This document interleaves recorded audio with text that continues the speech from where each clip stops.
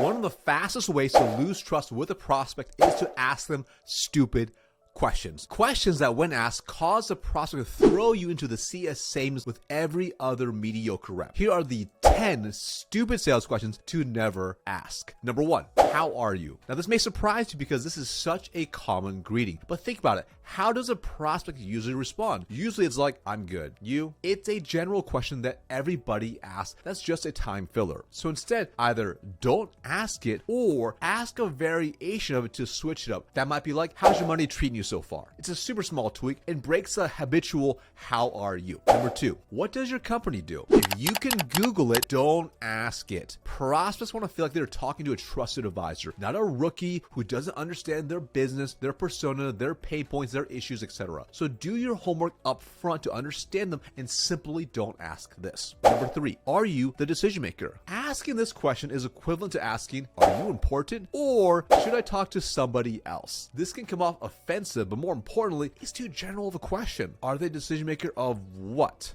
Decision maker for moving forward to get approved by another party, decision maker in terms of the build for the solution. Instead, ask process-based questions like, assume you love our solution, what's the process look like to bring us on board as a new vendor? Who's all involved? What's important for each? Etc. You get my point. Or, when's the last time your company brought on a software of this scope? What did that process look like? Etc. Number 4, what's your budget? This is like asking, how much do you have in your bank account to spend? Most are not going to be truthful anyways. On top of that, if your solution truly delivers the value they expect, chances are really good the right decision maker will move budgets around to access more funds. This is one reason budgets get moved around all the time. Instead, get an idea and then qualify it more. So for example, to solve problem 1, 2, and 3 and to help your org achieve desired initiative 1, 2, and 3, what's the ballpark range you're looking to invest? If the end solution you choose ends up being more, how would you go about accessing more funds? Or you can also provide a range and just ask them. So before we go into detailed solutions, the investment can range from $50K up to $350K depending on which you choose. How does that fit into what you had in mind, assuming you feel 100% confident we can solve problem 1, 2, and 3? Question number 5 to never ask. What are your biggest pain points? This is such an obvious question. Now, if it's a super warm inbound lead, yeah, it'll probably work. But if it's a cold outbound prospect you booked, chances are real good they are completely unaware of any issues, and thus the responses are going to be really, really weak. You're better off asking situational questions to understand what they are currently doing and then diving deep. It's kind of like the next question that you should not ask as well. Number 6, if I had a magic wand that I could wave, what are 3 problems you would want me to fix? Okay, first off, you don't have a magic wand, and how cheesy is this question? This may work for a completely unsophisticated buyer, but for most savvy business buyers, it's not going to work. Throw that question into the garbage. Number 7, if I could show you a way we could do X, would you be interested? If I could show you a way to save time and money, would you be interested? I mean,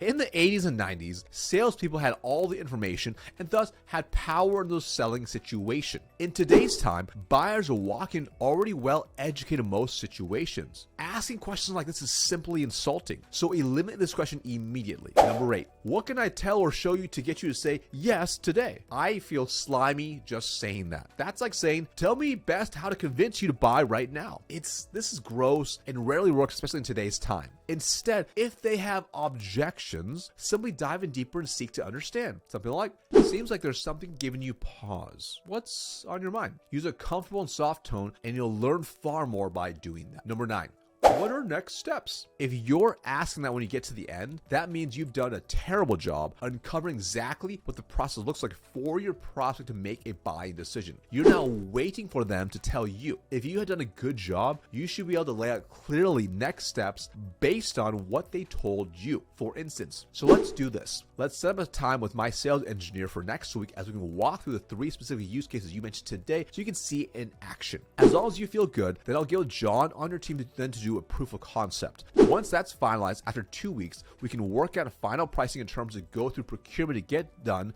by July 15th target install date. Sound good?